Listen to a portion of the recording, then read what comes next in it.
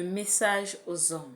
Avant de demander la justice de Dieu, tu dois te rassurer toi aussi d'être juste. Combien de femmes ont pleuré à cause de toi? Tu as promis quoi à ces femmes-là? Aujourd'hui, tu vis ta vie comme un petit papillon. Aujourd'hui, tu fais de ta vie ce que tu veux. Pourtant, tu as promis à une femme de la chérir, de la marier, de la garder, de veiller sur elle. Mais il ne t'a même pas fallu une seule année pour que tu la trompes, pour que tu ailles auprès d'autres femmes.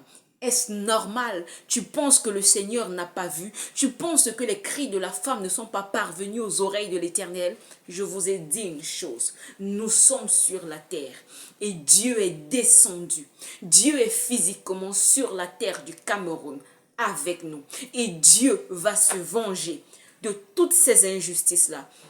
Tu ne peux pas te permettre de prendre une femme chez toi. Elle a laissé sa famille, elle a laissé son boulot, elle a tout abandonné pour devenir madame, ta femme. Mais toi, tu te permets à longueur de journée de la tromper, de la martyriser, de la battre. Et tu penses que la bénédiction de l'Éternel descendra dans ta maison? Non, ce n'est pas la bénédiction, c'est la calamité que tu as apportée. J'ai vu l'Éternel frapper beaucoup d'hommes à cause des larmes des jeunes filles qui ont coulé. Vous avez décidé de mettre la femme en compétition. Tu as dit, monsieur, que tu as pris monogamie, mais subitement, c'est toi qui as dit concubine. Mais ça veut dire quoi ça?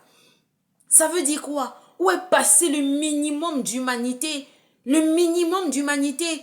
Où est passé le serment, la promesse? Non, elle est à la maison, tu as le droit de vivre ta vie. Au point où vous avez créé des slogans, l'homme ne peut pas être fidèle, mais la femme a le devoir d'être fidèle. Est-ce la volonté de Dieu? Parlez-vous de la part de Dieu ou bien vous parlez de la part de vos partis? Faites très attention. Je vous ai dit, Dieu est sur la terre et je m'adresse aux hommes dans le monde.